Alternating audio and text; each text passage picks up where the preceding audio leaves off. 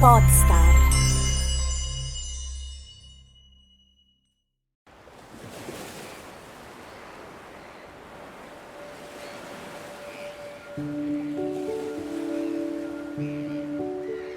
Imagine this. You are on a beach. In front of you, golden sands meet the ocean. Behind you, high cliffs are covered with native vegetation. You hear the wind, feel the pull of the tide, watch surfers waiting for the next wave. This landscape feels timeless, almost untouchable. But this beach isn't a postcard. A beach, every beach, is a living, dynamic coastal system. Cliffs are reshaped by rain and waves. Tides rise and fall.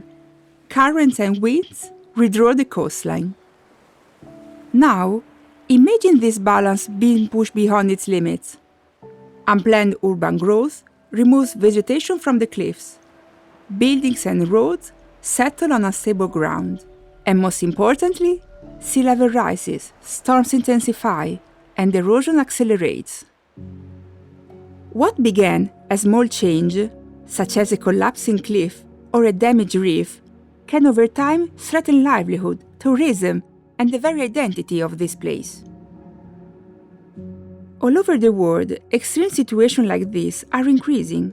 Places we love are so exposed that they can change overnight. So now the question is not whether coastal will change. Of course they change, and they will change again.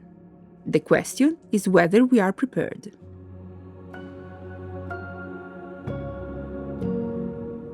There are scientists, institutions, and communities working every day to protect coastal environments. But protecting doesn't mean freezing them in time.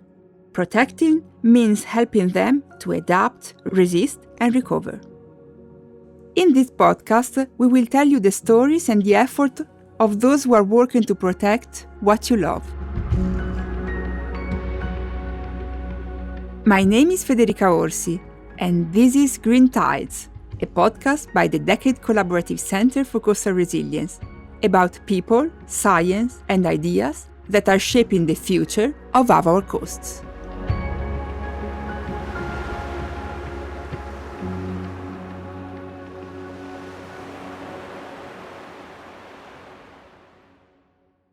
Coastal resilience. That might sound technical, but as you'll soon discover, it's a deeply human concept. So, as recent scientific literature suggests, coastal resilience is the capacity of both socioeconomic and natural systems in coastal environments to cope with disturbances, such as climate change, by adapting while maintaining their essential functions. I wish to emphasize that natural and socioeconomic systems, both are equally important. The goal here is to maintain functionality, not necessarily to return to the exact state as before. Over the next few episodes, we'll explore how that actually happens. 20 or 30 years ago, coastal resilience wasn't even part of our vocabulary. It's only in recent years that this term entered our everyday conversation. Well, maybe not your conversation, but ours. Here at DCC-CR are all about this topic. Oh, wait a moment. I know, another difficult word. But don't worry, it's easy to understand.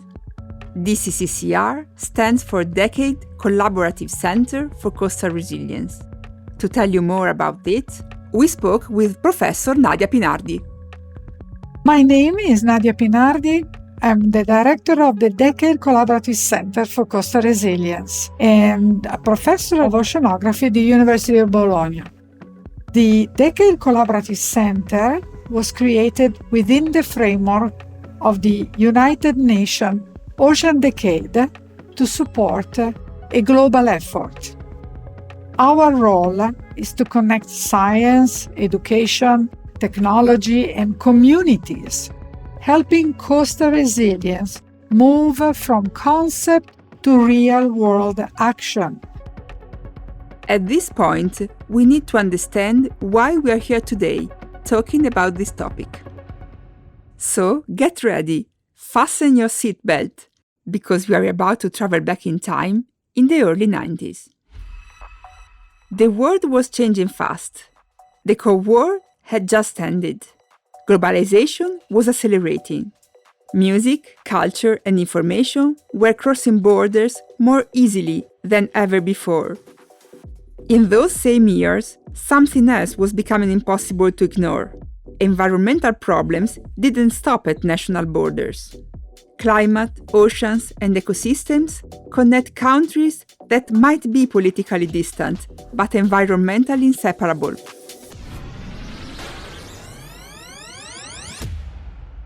It's 1992, and we are in Rio de Janeiro. But sadly, we haven't traveled back in time to join the carnival or parties on the beach. We are here now to join representatives from 172 countries, gathered from what would become one of the most important environmental conferences in history. So everything started really at the Rio Summit in 1992. It was the first one, and it established that sustainable development, environmental protection, and economic development were together. In order to achieve economic development that will last in time, we needed to understand human impact on the environment. Now we can finally realize what we promised at Rio in 1992. We can use knowledge to prevent damage of our oceans. For a long time, coastal resilience did not make its way into the Sustainable Development Goals. And even now, the concept of coastal resilience is difficult to find in Goal 13 and 14. One reason is that until a decade ago, science was very fragmented and not multidisciplinary enough to solve the problem of coastal resilience. Coastal resilience requires geologists, biologists, physicists, social scientists, economists to come together and try to solve the full problem of human interactions with the ocean at the coast. In the past, we had a major advancement, which is called operational oceanography, that conducted us on the right direction to try to solve coastal resilience problems. Operational oceanography is like meteorology and the weather predictions. It is an organized system of observations and models that every day gives the situation of the weather around the world. And then, taking this approach year after year, we get what the climate is and how we are modifying the climate and how we can prevent this modification if it is negative. But coastal resilience is only marginally mentioned, and it's taken decades for the concept to mature.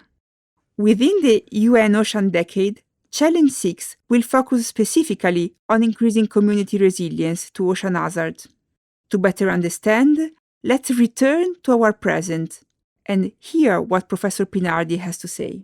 United Nations Ocean Decade is really helping to drive real progress around the world in strengthening resilience to coastal and ocean hazards. People say that doing operations, monitoring, does not require science, and that is not true.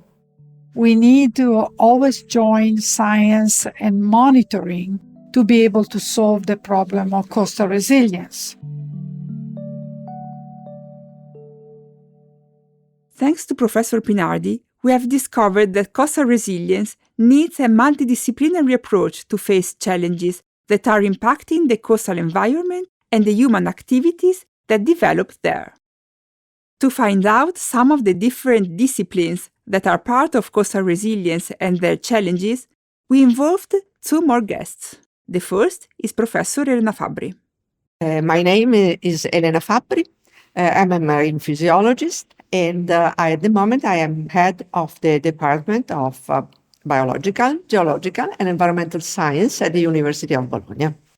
Professor Fabbri will tell us about pollution and how it affects coastal ecosystems. Pollution can seriously weaken the resilience of coastal ecosystems, that is, their ability to resist damage and recover after disturbances like storms, warming water, or human activity. And pollutants like heavy metals, microplastics that we know now, accumulate in organisms and move up the food chain. This can impair reproduction, growth, and survival across multiple species, destabilizing the entire ecosystem. Also, low levels of persistent pollution impose chronic stress on living organisms, forcing them to spend resources, particularly energy, just to survive. This reduces the ability of ecosystems to cope with acute shocks, such as rising temperature, ocean acidification, or storms. So, cleaner ecosystems are stronger and more stable, but not just because they are less damaged, but because they retain the internal capacity to respond, adapt, and rebuild after disturbance. So, can pollution reduction increase the capacity of coastal ecosystem to recover after extreme events? Actually, reducing pollution is one of the most effective ways to restore resilience. Pollution obliges plants and animals to spend energy on detoxification, stress responses, and repair mechanisms. When pollution is reduced, that energy is released and can be redirected towards growth, reproduction, and rebuilding population. The second voice, who will tell us more about the challenges that coastal resilience is facing, is Professor Greta Tellarini. My name is Greta Tellarini, and I am full professor of Navigation and Transport Law at the Legal Department of the University of Bologna. The first thing we ask her is, how could the law of the sea contribute to coastal resilience strategies?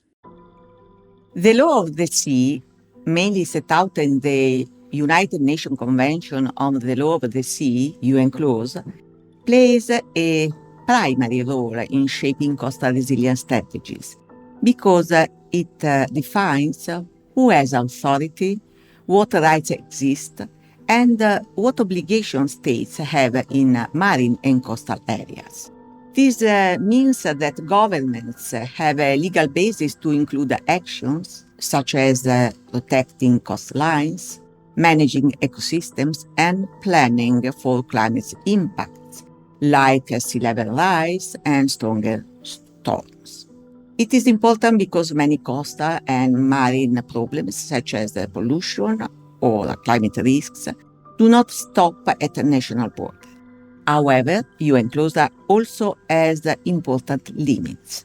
It was created before climate change became a major global issue, so it does not clearly address problems like rising sea levels or how maritime boundaries might change over time. Professor Tellarini speaks on new agreements and updated approaches. But what kind of legislative frameworks are needed today to effectively support coastal resilience? Effective coastal resilience today requires legal frameworks that are both integrated and forward-looking. Instead of having fragmented rules for different sectors, legislation should create a unified system that connects spatial planning, climate adaptation, and environmental protection. At the same time, the law should recognize the protective role of natural systems and ensure they are preserved and restored as part of planning strategies.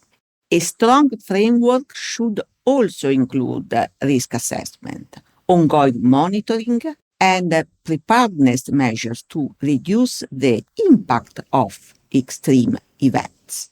Finally, decision-making process should be transparent and involve the public to ensure fair and sustainable adaptation over time. Coastal resilience is not about preserving coastlines exactly as they were. It is about ensuring that coastal systems continue to function under change. It is about knowledge, governance, and science that support decisions. If you are curious to see how these ideas take shape in real projects, collaboration, and actions around the world, stay connected with the work of the DCC-CR. You can subscribe to our newsletter or visit our website through the link in the episode description. In this first episode, we've traced where this journey began. In the next, we'll take you around the world. We'll meet scientists, students, and communities working on the front lines of the coastal change to see how different communities, with the support of the DCC-CR, are responding to the new challenges facing the ocean and the coast. So, follow the podcast on your favorite app and click on the bell to get a notification every time a new episode is out. And until next time, protect and respect our coastal ocean.